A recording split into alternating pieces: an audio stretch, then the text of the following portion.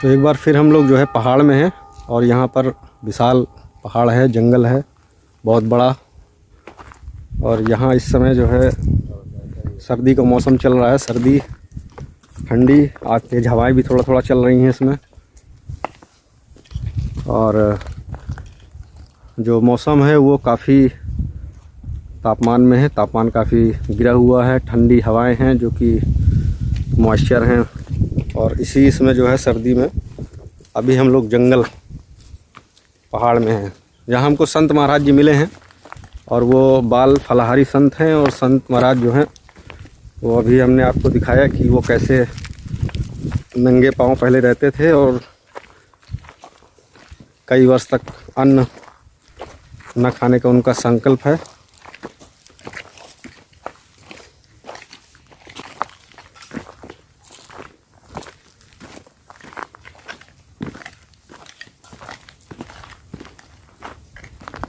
तो महाराज जी से हम लोग कोई बात भी करेंगे, लेकिन ये महाराज जी फलाहारी देखिए अभी लकड़ी की,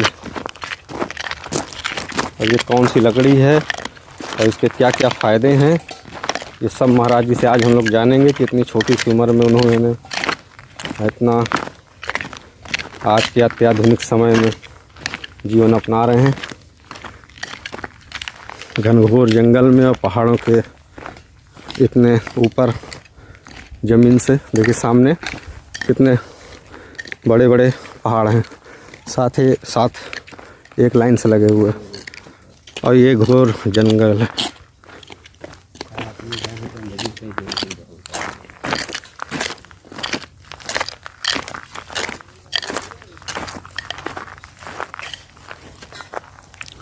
तो अभी हम लोग महाराज जी के साथ जंगल में चलेंगे कि यहाँ पर देखेंगे सर्दी के मौसम में जो जड़ी बूटियाँ जंगलों में उगती हैं।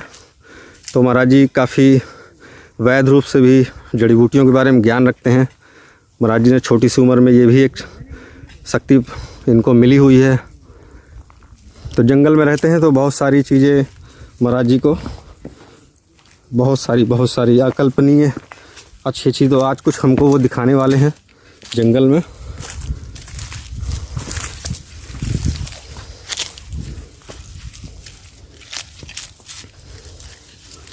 महाराज जी पूरा पहाड़ है ये है? हाँ, ये पूरा पहाड़ है जी, बिल्कुल घनघोर जंगल।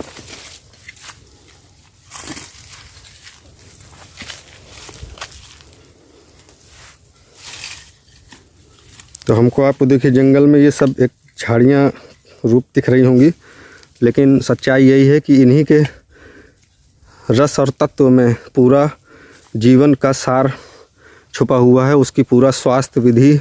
इस मशीन को मानव शरीर को बनाने वाली जो पूरी संरचना है उसको चलाने में ये सूरज की रोशनी के साथ ये जंगल और हवा और सब कुछ आप समझ सकते हैं।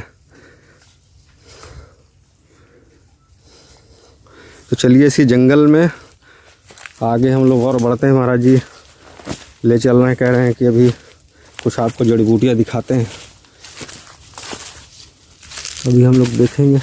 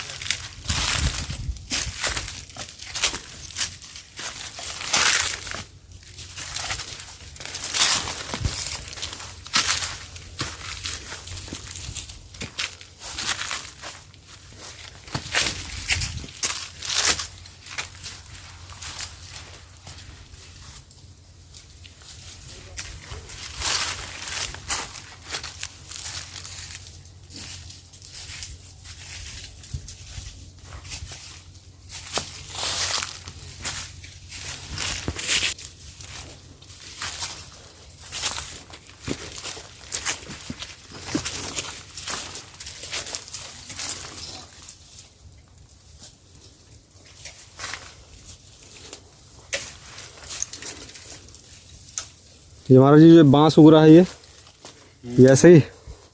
हाँ, ये बांस है, बांस। किस तरह का बांस? ये लाठी वाठी वाले हैं क्या ये? हाँ, ये लाठी ही वाला बांस। अच्छा, सब अभी तैयार हो रहा है।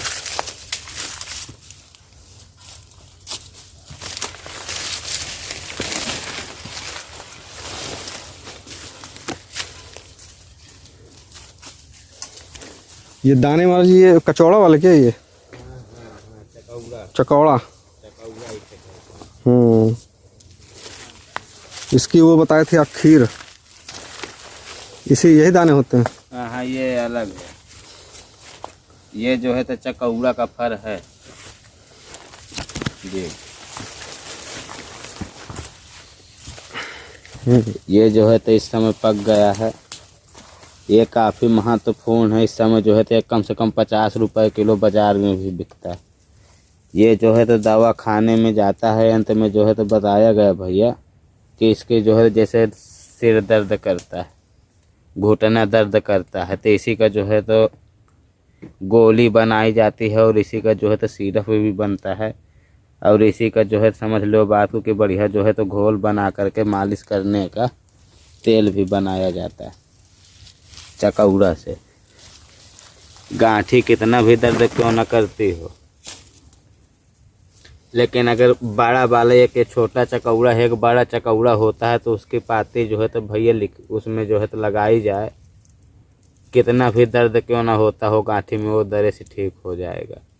इसी प्रकार से ये जो है तो चकौड़ा जो है तो कितनी भी जैसे गांठी वाठी पिराती हो, आदमी के टेहुना पिरात हो, जैसे अखर बढ़िया तेल बना लिया जाए। जैसे 100 ग्राम चकौड़ा, आधा किलो पानी और उसी में डाल दिया जाता है। वह पानी समझ लिया कि कम से कम 100 ग्राम 150 ग्राम बचे आधा किलो में। जब वह बिल्कुल दवा बन जाएगा, बिल्कुल लाल, बिल्कुल यानी गाढ़ा हो जाए जब, तो वही को बढ़िया मालिश करना चाहिए 2 बार 3 बार। तो जैसे किसी भी प्रकार की आत बात हो जाती है तब बात इससे ठीक हो जाती। ये चकौड़ा है। हाँ, यह है कि इसके साथ में 1-2 जड़ी और तब ये दाने बन गए इसके जो है चकौड़ा के बीच के। अब ऐसे यहाँ गिर जाते, इसकी क्या क्या पहचान है? और लेकिन इसमें यह है कि अभी 1-2 दवा जी और साथ में मिलाई जाती है। ये इसका फर है चकौड़ा। इसके जो है तभी इसी के साथ में 2 दवा और मिलाई जाती हैं, वो भी बताता हूँ। ये है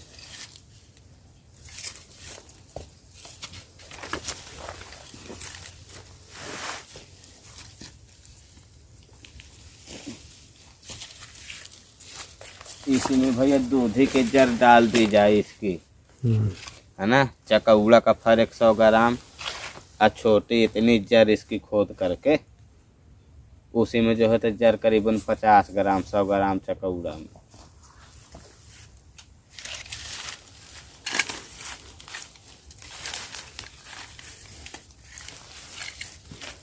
दूधिया में भी लंबे लंबे फल होते हैं हमारे जी।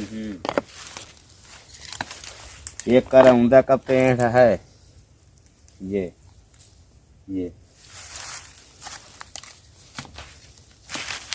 तो ये करौंदा का पूरा पेड़ जो है तो काट के थोड़ा थोड़ा इसको काट लेना है, इतना इतना पाती पूरा तना सहित जड़ सहित, और उसी में जो है तो पूरा मिला देना है। समझ रहे हो भैया? और उसका काढ़ा बनाना है। ये गारंटी कि कभी भैया समझ लो बात को कि वो टेहुना नहीं दर्द कर सकता। बात की जिम्मेदारी है, तीनों चीज़ मिला दे, चकौड़ा, करौंदा और दूधी जो बताया, 3 चीज़।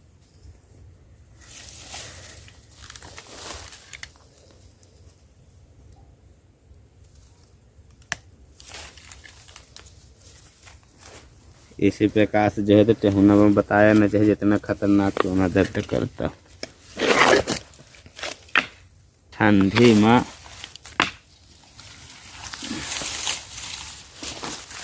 ये पेड़ है, ठंडी की कितनी खतरनाक भी बुखार क्यों न चढ़ी हो, जैसे आदमी जड़ा जाता है, आदमी कह जाती है ठंड लग गई है ना, तो यही पीस के समझ ला के खा ले मात्रा से। मात्रा इसकी फिर मैं बताऊंगा, तो थोड़ी इतनी समझ लो कि खा लिया जाए तो ओके बुखार बिल्कुल ठीक हो जाए, ठंडी वाली गर्म पड़ जाएगी।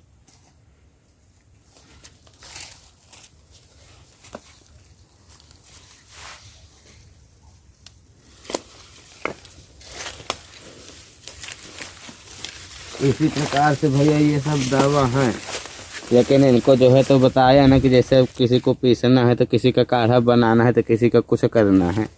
एक दवा किसी प्रकार की नहीं है कि एक दवा से काम हो जाए।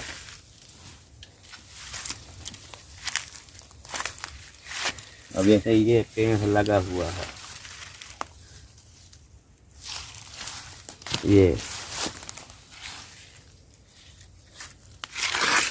ये भी समझ लो कि एक ऐसी चीज़ है कि मूड कितना भी खतरनाक क्यों ना दर्द करता हो, और इसकी पाती बांट के लगा लिया जाए तो सिर दर्द खत्म।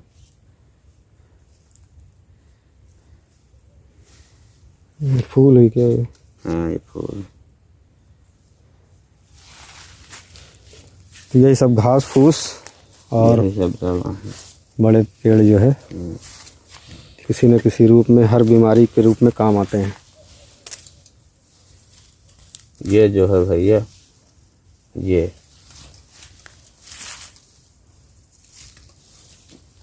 जैसे किसी को सर पर काटता है ना, किसी को जैसे किसी भी प्रकार का नशा चढ़ जाता है तो इसकी जड़ खा लेने से बहुत बड़ा आराम उसको प्राप्त होता है, यानी मर नहीं सकता। बात की जिम्मेदारी यह चीज़ के जड़ खा ले या पत्थर।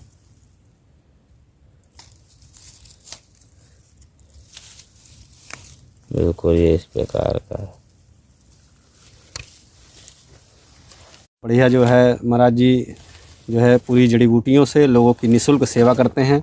महाराज जी का बहुत सपना है, बहुत युवा अवस्था है, बहुत कठोर तपस्या है। यहाँ पे फलाहारी जो है महाराज जी यहाँ पर कई वर्षों का अन्न त्याग करके यहाँ पर तपस्या आराधना कर रहे हैं अपनी।